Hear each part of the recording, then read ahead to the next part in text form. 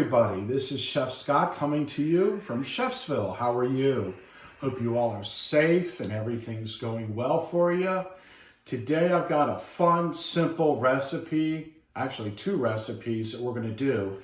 I wanted to do a series on foods that calm you and foods that are just help you relax. And one of those is asparagus. Now asparagus relaxes you because two things. One, it has folic acid in it. And number two, it has tryptophan. And tryptophan is an essential amino acid needed to produce serotonin in our brains for good mental health, good emotional responses, good sleep patterns, and definitely when we're hungry, we want to be able to, our bodies to tell us, you're hungry, and we hear it. So this is a nice one, and it does relieve stress and anxiety. Now, come on down here and let me show you what we have. Number one, we have a bunch of asparagus. We have salt. We have lemon. And then for the second recipe, I'm going to use some almonds. And I'm going to go ahead and start out with the almonds for a minute, okay? I want to show you all how to toast almonds. Not burn them, but how to toast them. Because something really amazing happens when we toast almonds. We get this incredible flavor that comes out of this. We also get this nice toastiness. Then we get the flavor of the almonds, which is very nice. I'm going to start out by heating up my pan. I have here a skillet, and I'm going to heat that up for about a minute or two under medium heat. Let me make sure I turned on the right burner. I think I did. Real quick, safety tip. When it comes to these burners, I have a electrical stove. And to be honest with you, you do never want to touch it. I've seen people touch it, go to the hospitals. We don't want to do that. What we want to do is just wave our hand over about a foot. If you can't feel it, give it another minute or two, and then try it again. If I move the pan, I'm going to feel it right here. And I know I've got the right skillet on. While that's happening, I'm going to go ahead and boil some water, which we have here. And what I'm going to do is I'm going to salt the water. Now, I'm going to salt the water pretty heavy because this is part of what makes the cooking, and you'll see the whole process here. You'll see it work better. Now that's about a teaspoon. I'm going to put in a little more because I have a lot of water here. And this is going to be the salt that infuses the flavor into our dish. Get my tongs. I like sometimes stirring with my tongs. Okay, so I've got a pot with, it's filled about 3 inches below the top with water. I'm gonna go ahead and put the top on it, and I want that to come to a boil, all right? Meanwhile, at this point, I think we're ready to go with our almonds. So I'm gonna go ahead and just use a dry skillet, and I'm just gonna put some in. For those of you who do not have nut allergies or intolerances, you're really gonna like this. This is gonna really flavor our asparagus just in a nice way. And you know what? I am gonna put in a little bit of salt in here just to turn it into salty nuts. If I wanted a little bit of sugar, I could. If I wanted a little bit of cayenne pepper, I could. Sort of give it a color. And then what we do is just toast this for about a minute without touching it, and then we'll shake it up in the pan, we'll flip it over, and this is why I want to start with toasting of nuts, okay? That's obviously not 2 minutes or a minute, so I'm going to go ahead and let that go. And what I want to do is just get a nice little browning effect on these. When you heat up almonds or nuts of any kind, you use whatever kind you like. Pistachios are delicious, walnuts are delicious, pepitas, which are pumpkin seeds, are delicious. Hazelnuts. Mwah. How about macadamia nuts? You pick the nut. Okay?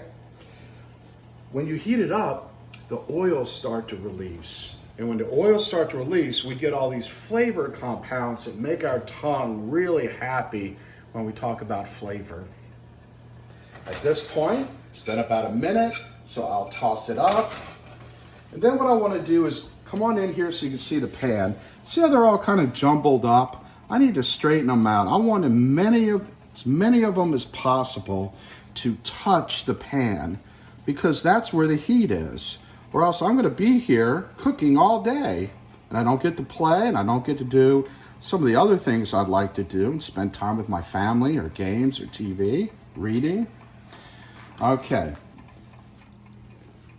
Come on back to me in about 2 minutes. I'm going to shake this every 1 minute. About 2 minutes, they should be done. Okay, it's been about 3 minutes and I'm just shaking, but come down here and look at that. That's what we want. Nice, beautiful toast. And notice that when I toss things, I'm not shooting it up to the ceiling. All I'm doing is keeping it in the pan.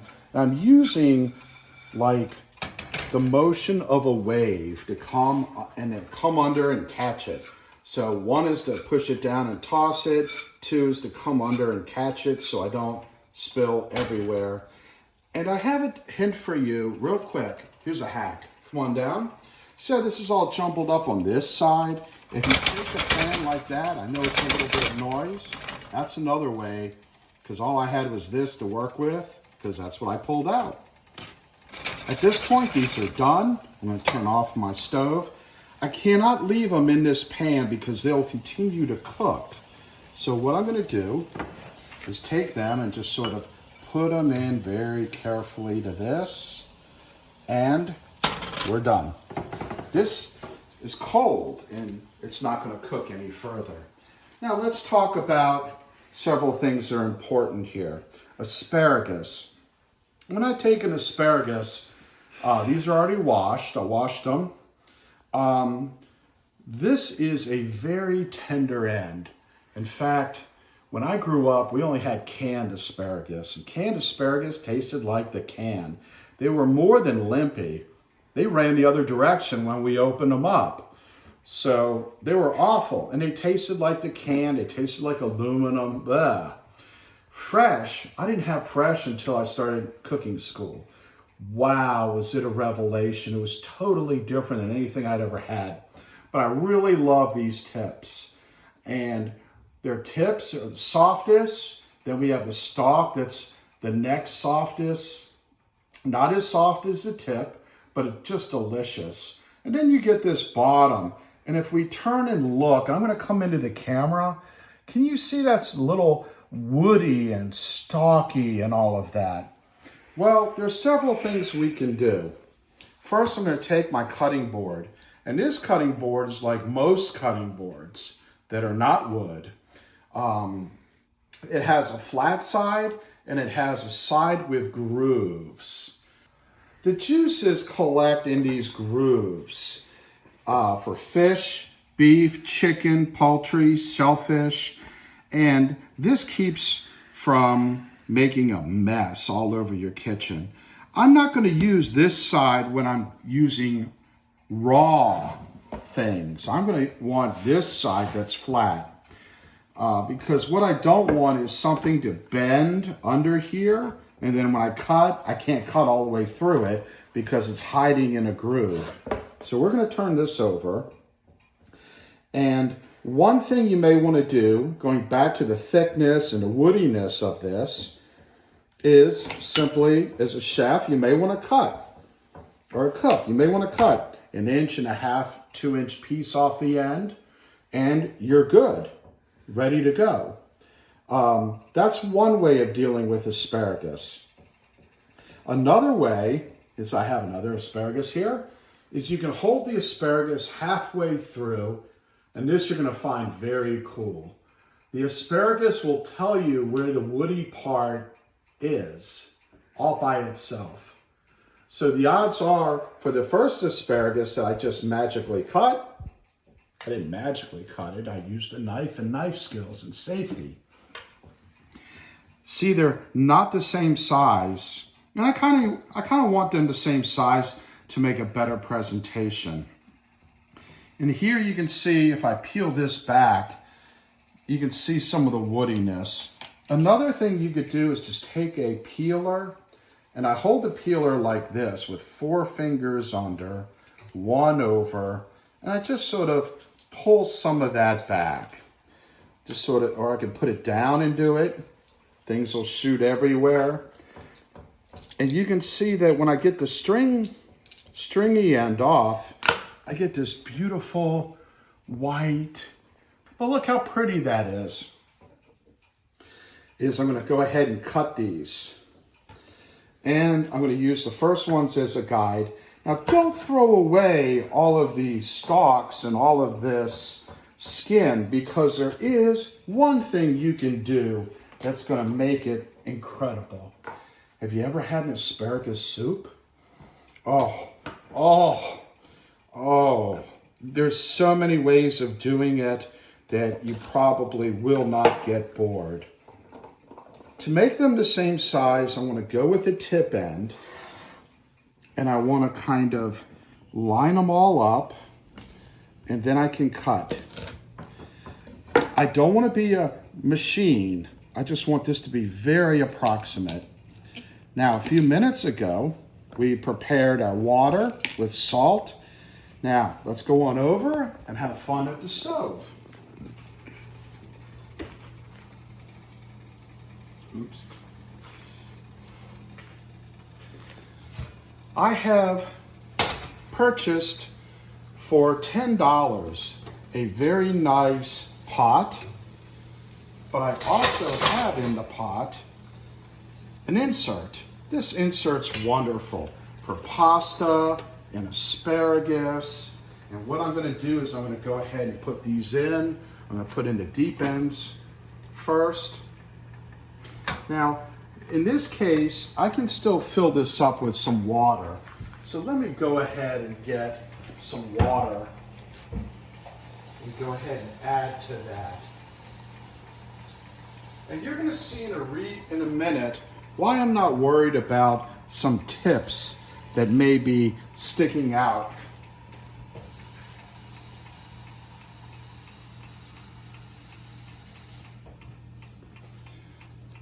Why I'm not worried about that. The reason I'm not worried about it is we are going to steam this. I'm just going to put the cover back on and let that come back up to a boil, and sort of clean my stove off for a minute. If there's time to lean, there's time to clean. Like I said, we're going to save the rest of this for soup. Now, the other thing you're going to need that's going to make life very, very, very easy for you is we're going to cook this. You're going to see it's going to get a beautiful green color. The next thing we need is a bowl, ice, and we're going to need some water.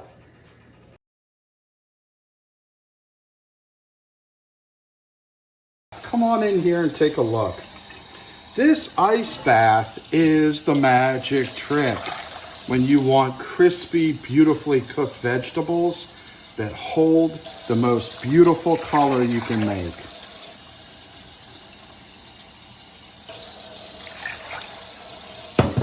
Okay, this ice bath is going to shock the asparagus, and that's exactly what we want to do.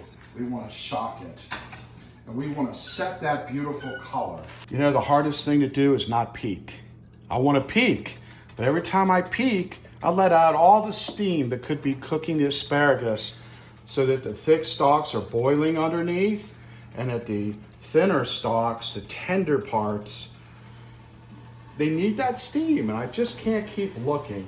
So what I normally do is set an alarm or a clock for about 2.5 to 3 minutes. That's all we need for these asparagus. Actually, first thing I've got to do is turn my water off. Safety first. Then I open this up and look in there. Can you see that beautiful color? That's what we want. Now, here's where I check for limpiness. See, it's not limpy yet. That's what we want. I'm going to take some out and I'm going to put it right in this water. And look what happens. I'm going to count to 3. 1, 2, 3. Look at this color. And you see it's not limpy. Actually, this small one is a little bit limpy. This is what they made fun of.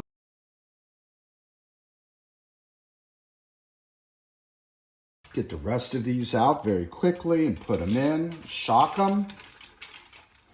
And when you shock things like this asparagus, you are going to keep the color. And it's a beautiful bright green. Don't know if you can see it. Green is caused by chlorophyll. And if you look in my pot, you'll see that I got green water. Not too much green, but for the few minutes, 3 minutes that we did this, chlorophyll is what's in the leaves. And chlorophyll is what receives the sunlight and turns it into the energy that plants need to grow. And now the next thing I want to do is I got to dry these off. So I've got a towel that I'm going to use. And I'm going to go in here and pull them out. And you can see they're pretty firm.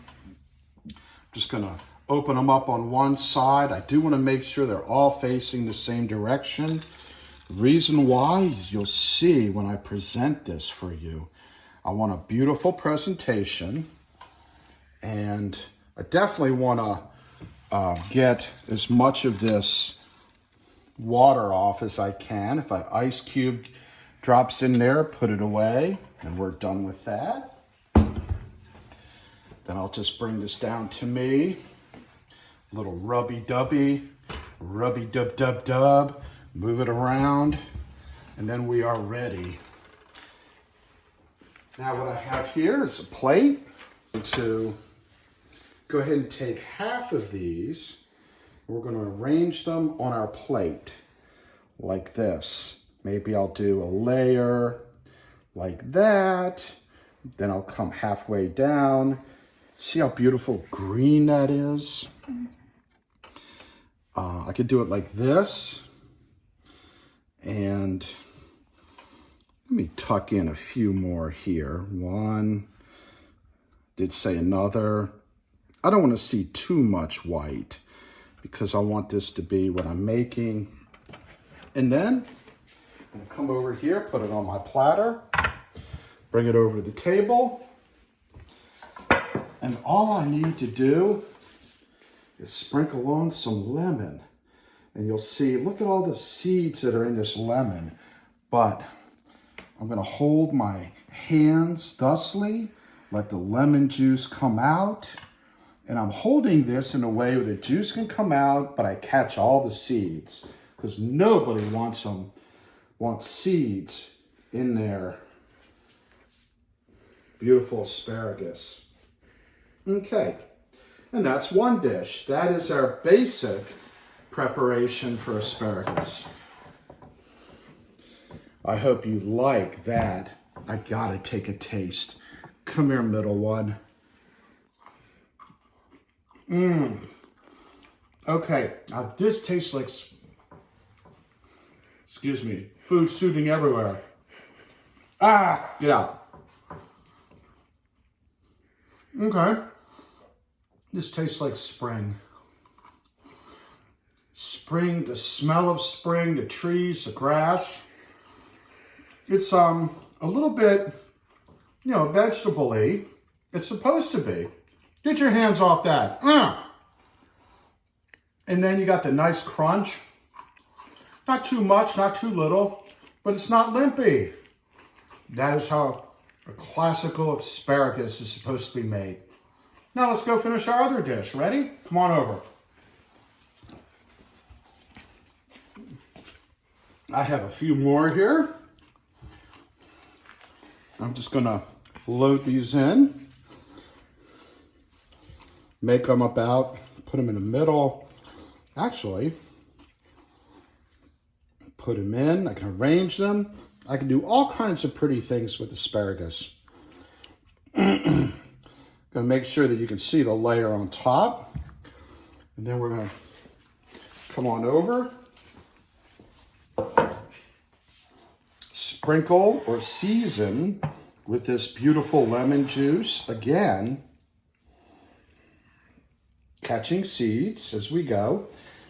And then the last thing we do is put on some almonds. We can put almonds like this. We can put almonds like this. And this is called Asparagus Almandine.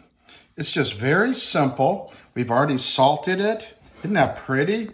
Again, I want to show off the stalks, and I want to show off the beautiful